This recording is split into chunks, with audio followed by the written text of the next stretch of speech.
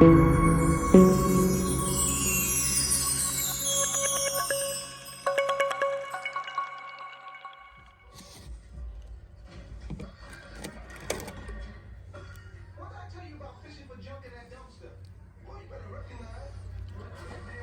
so I have been working on this Mercedes SL500, and I put the strut master struts back in the front and I have to do the rear. I'm doing that because I'm removing the Silver's Neomax adjustable coilovers that were installed on here, because I'm just really going to get this car, you know, like on the road where it drives, and I'm going to sell it for cheap. You know, I still keep going back and forth about parting it out, but anyways, now this car right here needs a lot of work, obviously. But one of the things that I did want to tackle while I had this job was the window regulator. The window regulator is gone on this vehicle. It has gone out. It's non-functioning. The window would only, well, it wouldn't even come up all the way. It was kind of stuck like a couple inches down from the top, which prevented this corner window from operating, because until this window fully cycles and goes all the way up, this one will not go all the way up. So when you press the button, you will hear the grinding sound, which are the cables. They were broken and they were grinding in the mechanical gear that has the motor attached to it. It starts just kind of spinning that until it jams it up. And so that's what you're hearing. So if you're hearing the motor trying to operate, if you hear grinding or if you hear a moan, then that means typically the motor is still good. You're still getting power to the window regulator, but there's a issue with the window regulator, likely broken cables. Now, when you remove the door panel on the Mercedes SL, you will see what was right here, a SRS or an airbag. This box right here.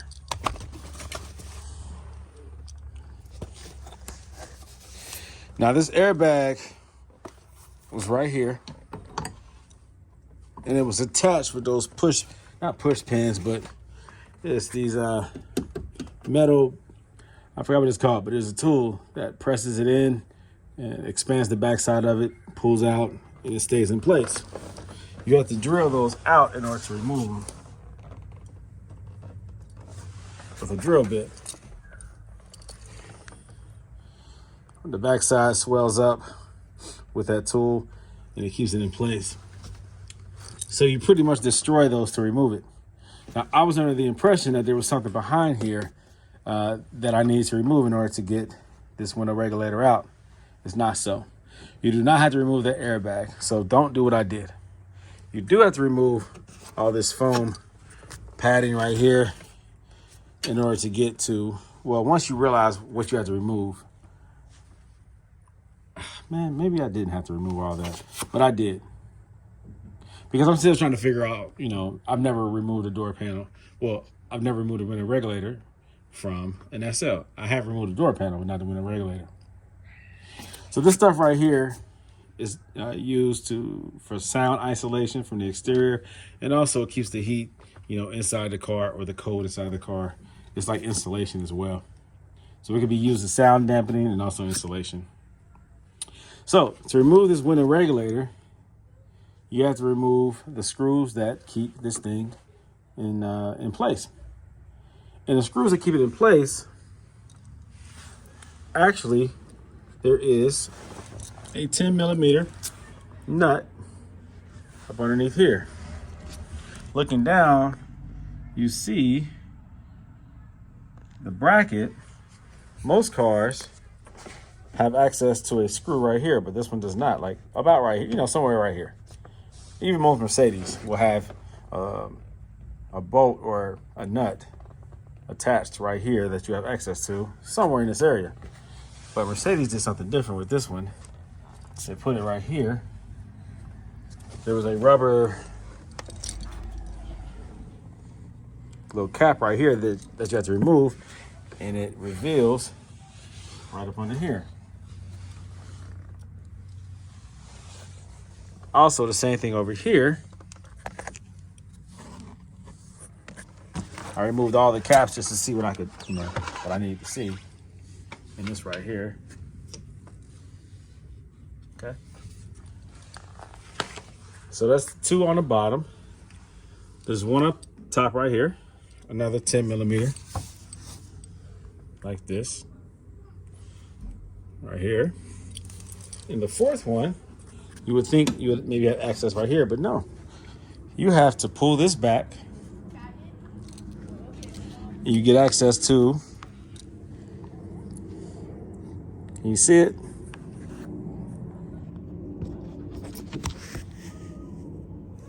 There it is. That's the other nut right there.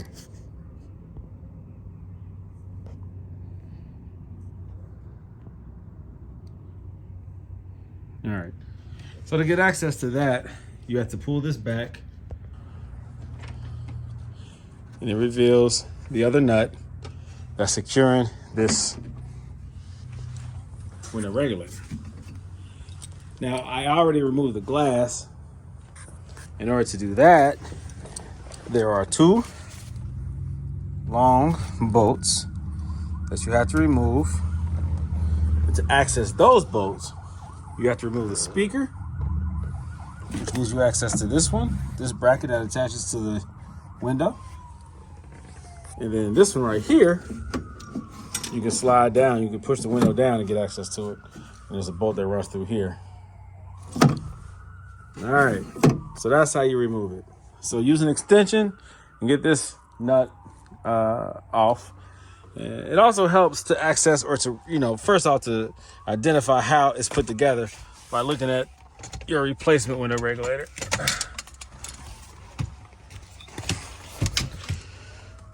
By looking at your replacement regulator and using it as a guide, comparing it to what you already have installed,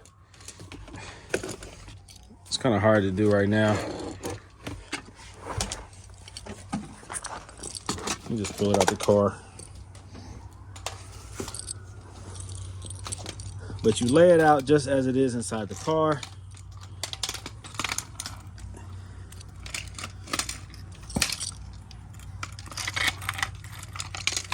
I should have done this before I started the video.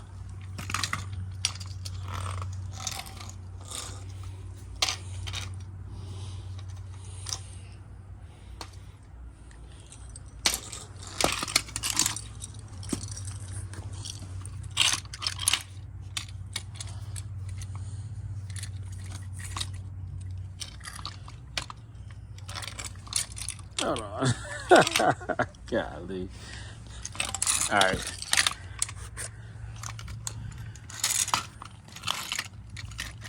Yeah, that's how it is inside the car. Whew. All right. So you see right here the connections right there. The studs that run through the bottom. You see the stud that runs through the top right here, and then the one that runs through the side. So this is how it's laid out. You have a stud here, here, and that's the bottom of the door. You have a stud here, you have a stud here. You have to remove the bolt here and the bolt here that secures the window. And then also those 3 bolts here that secures or combines, connects this outer to this inner. This will be inside the door, and this is outside the door, or reverse. The inside of the door versus inside the vehicle, and this is the outer of the skin, right? The back side of the skin of the door. There you go. Makes sense? You get it. So by having that, or the replacement, and using it as reference, helps you to identify where the bolts are and where the nuts are. And maybe I should have looked at that, unwrapped it from the packaging. Maybe I should have done that before I started removing extra stuff. It's all right. I'll go ahead and reattach that airbag right there. I'll do it a different way. I do have access on the back side, so I might just run a bolt and a nut. All right, so there you go, guys. Make sure you do secure that, because it can mean life or death, I guess, a side impact. Make sure that it's stable and in place, so that if it does have to open up in case of an accident, it does so without problem, without difficulty, should I say. All right, cool. So make sure it's secure and in place. So that's what you have to do in order to remove that. And then, of course, assembling it is reverse. Now, I did not explain how to remove the door panel. I'm hoping that you guys can just probably look that up because the door panels are already removed and it's not difficult to do. There is an SRS cover that's just about like right here. You remove that and it exposes a bolt that you have to remove, like a star bit bolt. You have to pop the door panel push pins, pop those out systematically with a tool, a panel removal tool. You can see this one actually stayed in the door. But yeah, just work your way around. And then once those are all popped loose, lift the door panel up out of the top groove. Make sure that you're careful. I think you do have to remove this speaker, well, this corner panel, whatever this is, the mirror triangle cover. You have to remove that. And be careful when removing that so that you don't break the bottom little lever like piece that locks in to, I think, well, maybe this one right here, whatever. It's easy to break the tabs that are on that cover, so be careful not to do that. Matter of fact, I think this one already was broken when I got it. So there's another one that comes out of, I think, here that was already broken. So be careful when you do it. Just pop it loose, lift up, and then pull out. So once you remove that door panel, once you have access, you have to unplug the wires from the window controls and the locking control. I think the window control, whatever else is on that switch panel. Remove it from there.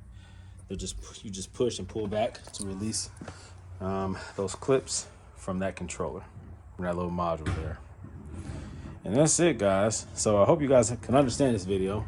I'm a little tired. I've been out here working on that front suspension, and I ran into a lot of difficulty because Strutmaster sucks, and their front struts you have to compress in order to install, and that was very, very difficult.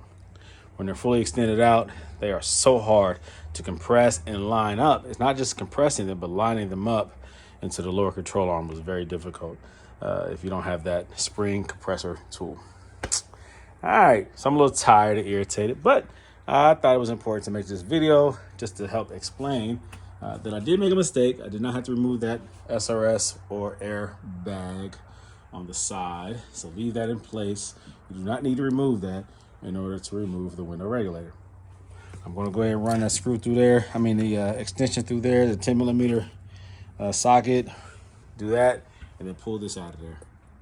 And again, installation is the reverse. Oh, I forgot, with the door panel removal, there is this outer metal piece right here that runs outside of here that has about 6 or so little screws. You have to remove that too before you remove the door panel. I did leave that part out. I'm sorry.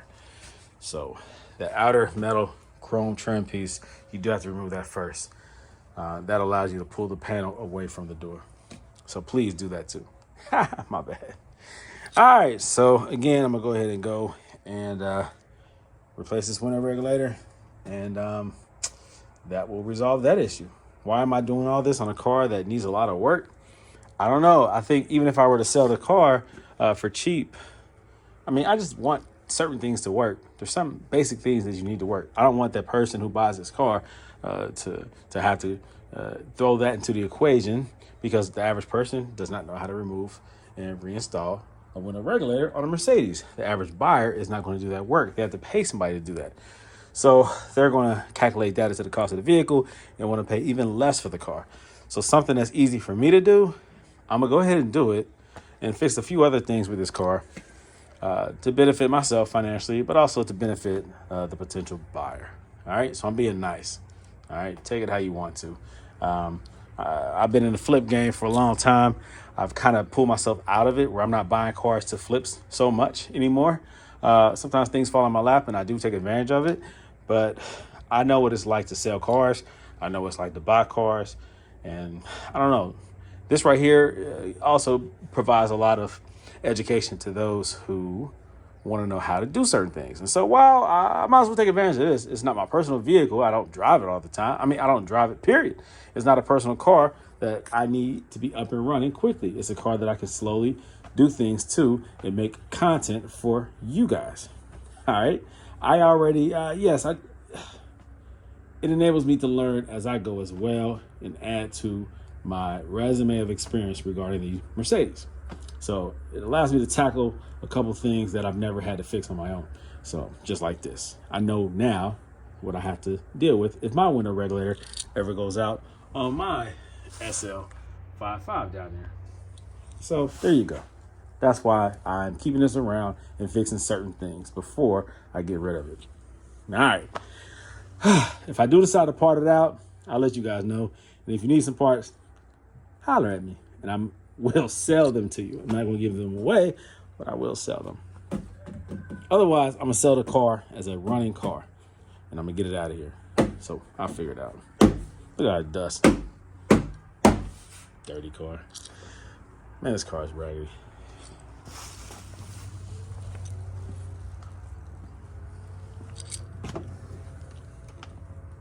Here goes the glass. Oh man, hate to see a nice car. This is the Zinio version of SL500 upgraded interior, and it's just been neglected, something awful. I mean, it looks like it's at a junkyard right now, the condition of it, but it actually runs. The batteries are shot. I mean, you have to jump start it, but it runs. You jump it, it starts. Whoops! It starts right up and it runs. It's crazy, right? All right, let me go ahead and finish doing this door panel or this window regulator and tackle on the next project regarding this car. I'll make some more video content, don't worry about it. If you're gonna replace these headlights, it's easier, well, you gotta drop the bumper to do it. This bumper's already raggedy. I don't know what to do with this car. I'm still trying to figure it out, but whatever. If you guys can learn off my experience, that's the whole point. And hopefully at the end of the day, I can make some money. All right, you guys take care. I'm rambling now. Brandon Green, owner of Goldelementautoworks. I'm out.